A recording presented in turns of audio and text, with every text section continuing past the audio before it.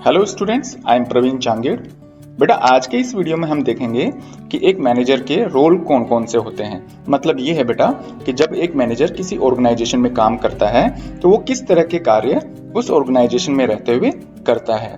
तो बेटा अब आप ये मुझे मत कह देना कि सर आपने वो जो फंक्शंस थे, मैनेजर के जो कार्य थे, वो आप इससे जस्ट पिछले वाले 2 वीडियो में आपने अच्छी तरह से समझा दिए थे। तो सर आज ये कौन से फंक्शन पढ़ा रहे हैं? बेटा मैनेजमेंट फंक्शन और मैनेजरियल जो रोल है वो बेटा दोनों सेम चीज है, लेकिन उनमें थोड़ा सा लाइटली डिफरेंस है और वही डिफरेंस बेटा मैं आपको इस वीडियो में आगे चलकर बताऊंगा। फिलहाल तो बेटा हम बात करते हैं मैनेजरियल रोल की।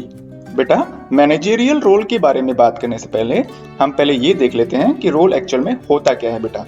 तो रोल का मतलब होता है a set of work to be done that is expected by others from anyone. तो बेटा रोल का मतलब ये होता है कि जो भी आप काम करने वाले हो उन सभी कामों का एक सेट या एक ग्रुप होता है जो कि आपसे कोई दूसरा व्यक्ति उम्मीद करता है कि आप इस तरह के काम करेंगे। अब यदि बेटा मैनेजरियल रोल के बारे में बात करें तो बेटा managerial role means a set of work to be actually done by managers that is expected by an organisation. तो बेटा बात वही है ना, जो रोल की डेफिनेशन थी या जो रोल का जो हमने अभी मीनिंग देखा था तो उससे मिलती जुलती ही मैनेजरियल रोल की मीनिंग है बेटा। बस फर्क यहाँ पे ये है कि जो भी काम एक मैनेजर एक्चुअल में एक ऑर्गेनाइजेशन में रहते हुए करता है या जिन कामों की उम्मीद वहाँ के जो एम्प्लॉयज हैं, वहाँ का जो ऑनर है या जो आउटसाइडर जो पार्टीज हैं वो उससे एक्सपेक्ट करती हैं कि ये मैनेजर इस ऑर्गेनाइजेशन में रहते हुए इस तरह से काम करेगा, तो उन्हें ही हम क्या बोलते हैं बेटा? Managerial role. तो कहने का मतलब ये है बेटा what managers actually do is called managerial role. तो बेटा एक्चुअल में एक मैनेजर ऑर्गेनाइजेशन में रहते हुए जो भी काम करता है वही क्या कहलाते हैं बेटा? Managerial role. अब बेटा जैसा कि मैंने वीडियो की शुरुआत में कह दिया था कि मैनेजमेंट फंक्शन और मैनेजरियल जो रोल है उन दोनों में थोड़ा सा हल्का फुल्का सा फर्क है। बाकी मैनेजमेंट फंक्शन और मैनेजमेंट रोल का मतलब यही है। और मतलब क्या है बेटा कि मैनेजर एक ऑर्गेनाइजेशन में जो भी काम करता है वही मैनेजमेंट फंक्शन कहलाते हैं, वही मैनेजमेंट रोल होते हैं। लेकिन बेटा एक मैनेजर ऑर्गेनाइजेशन में क्या काम करता है इसको लेकर 2 अप्रोचेज हमारे सामने आती हैं बेटा। एक तो अप्रोच है बेटा मैनेजरियल फंक्शन अप्रोच और दूसरी अप्रोच है बेटा मैनेजरियल रोल अप्रोच। तो मैनेजरियल जो फंक्शन अप्रोच है ना वो ये कहता है कि जो एक मैनेजर होता है वो मेनली 5 काम करता है बेटा: planning, organising, directing, controlling and coordination. जबकि मैनेजरियल रोल वाली जो अप्रोच है ना बेटा वो ये कहती है कि एक मैनेजर एक ऑर्गेनाइजेशन में 10 तरह के काम करता है, या यूं कह लीजिए कि 10 तरह के रोल वो प्ले करता है। और इस अप्रोच को बेटा हम मिन्सबर्ग अप्रोच भी कहते हैं। अगर हम बात करें मैनेजमेंट फंक्शन के बारे में तो बेटा वो हमें पहले से पता है कि मैनेजर्स लोग जो होते हैं वो एक ऑर्गेनाइजेशन में 5 तरह के फंक्शन करते हैं। लेकिन फिर बाद में जो मिन्सबर्ग है उसने अपनी तरफ से 10 फंक्शन और बता दिए मैनेजर्स के कि भाई ये 10 फंक्शन होते हैं, और उन्होंने इन 10 फंक्शंस को फंक्शंस का नाम न देकर और रोल का नाम दे दिया बेटा। तो चलिए बेटा अब हम बात करते हैं कि मैनेजर के जो रोल्स हैं वो कितने हैं, यानी कि जो मैनेजर 10 तरह के रोल प्ले करता है ना उसके बारे में हम बात करते हैं।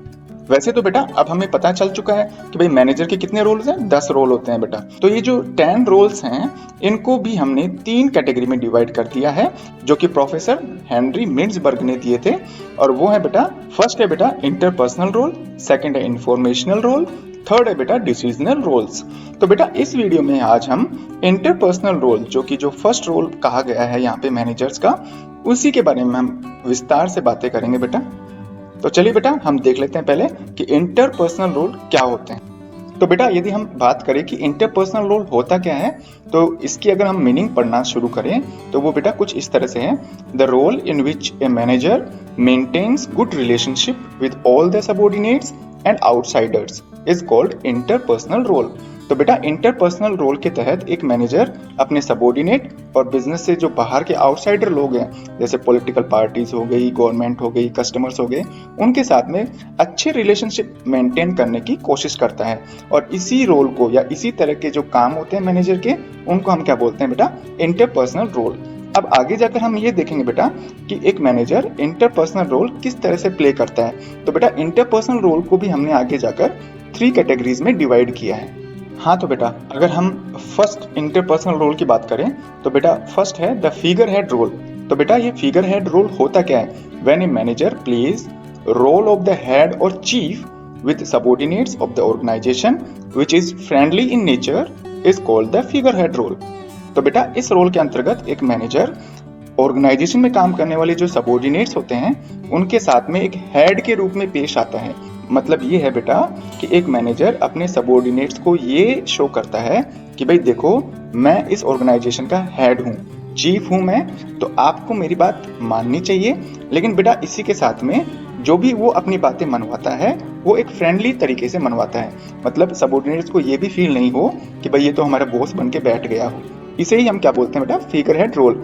तो बेटा कहने का मतलब ये है कि एक मैनेजर जो होता है फिगर हेड रोल के अंतर्गत वो अपने एम्प्लॉयज के साथ में घुल मिलकर काम करता है, वहां पर पॉजिटिव एनवायरनमेंट बनाता है। लेकिन बेटा साथ ही साथ मैनेजर ये भी ध्यान रखता है कि सबऑर्डिनेट उसे हल्के में न ले। इसके साथ में मैनेजर ये भी ध्यान रखता है कि जो सबऑर्डिनेट्स हैं वो अपनी बाउंड्रीज को क्रॉस न करे। तो बेटा इसके बाद हम बात करते हैं कि एक मैनेजर को फिगर हेड रोल के अंतर्गत कौन से काम करने पड़ते हैं। तो फर्स्ट है बेटा to make good bondation with subordinate, मतलब सबऑर्डिनेट्स के साथ में घुल मिलकर काम करना।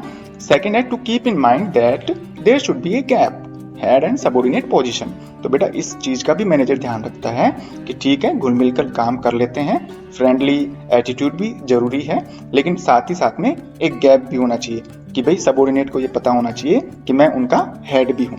यदि इंटरपर्सनल रोल में एक मैनेजर का जो सेकंड रोल होता है ना, द लीडर रोल, उसके बारे में बात करें तो बेटा when a manager plays a role of encouraging and motivating subordinates then it is called the leader role. तो बेटा इस रोल में एक मैनेजर क्या काम करता है? अपने जो सबऑर्डिनेट्स होते हैं उनको वो एनकरेज करता है काम करने के लिए, मोटिवेट करता है, मतलब उनको प्रोत्साहित करता है कि आपको काम इस तरह से करना होगा, इस तरह से काम करोगे तो टाइम भी कम लगेगा। तो बेटा लीडरशिप का अगर वो रोल प्ले कर रहा है ना कोई भी मैनेजर, तो उसे क्या काम करने होते हैं? तो बेटा फर्स्ट है मोटिवेटिंग सबऑर्डिनेट्स, जैसा कि हमने इसकी मीनिंग में देख लिया था बेटा। तो मोटिवेटिंग सबऑर्डिनेट्स का मतलब क्या होता है कि वो अपने नीचे जो काम करने वाले लोग हैं, एम्प्लॉइज हैं, उनको समय समय पर मोटिवेट करता रहता है और उनको एनकरेज भी करता है बेटा, ताकि एक मैनेजर अपने ऑर्गेनाइजेशनल गोल्स को कम टाइम में अचीव कर सके। अब इसी तरह से यदि हम थर्ड रोल की बात करें तो बेटा थर्ड रोल है द लाइजन रोल। बेटा इसकी मीनिंग कुछ इस तरह से है कि when a manager plays a role of developing good relationship with outsiders. बेटा जब भी एक मैनेजर जो बाहर के लोग हैं उनके साथ में गुड रिलेशनशिप क्रिएट करने की कोशिश करता है, तो इस तरह के काम को बेटा मैनेजर का लाइजन रोल कहा जाता है। अब बेटा यहाँ पे आउटसाइडर्स कौन है? Government, customers, political parties, business meetings वगैरह। तो ये जो सब चीजें हैं ये बिजनेस के लिए आउटसाइडर्स कहलाते हैं बेटा। तो बेटा इनके साथ में भी अच्छा तालमेल बैठा के रखना पड़ता है ताकि अपना बिजनेस करते समय आगे भविष्य में बिजनेस को कोई नुकसान न पहुंचे। तो बेटा इसके अंतर्गत वो कौन कौन से काम करता है? पहला काम उसका होता है बेटा maintain a network of contacts. जो आउटसाइडर है, जो इंपॉर्टेंट पर्संस है, जो इंपॉर्टेंट ग्रुप्स हैं, उनके साथ में कॉन्टेक्ट बनाए रखना। और सेकंड होता है बेटा keep in touch with outsider informers. और जो बाहर के जो लोग हैं, इन्फॉर्मर हैं, उनके साथ में भी वो टच में रहते हैं ताकि समय समय पर बिजनेस से बाहर क्या एक्टिविटीज हो रही हैं, किस चीज की डिमांड ज्यादा बढ़ रही है, मार्केट सिचुएशन कैसी है, ऐसी सूचना पहुंचाने वाले लोगों के साथ में भी वो कांटेक्ट बनाए रखता है बेटा।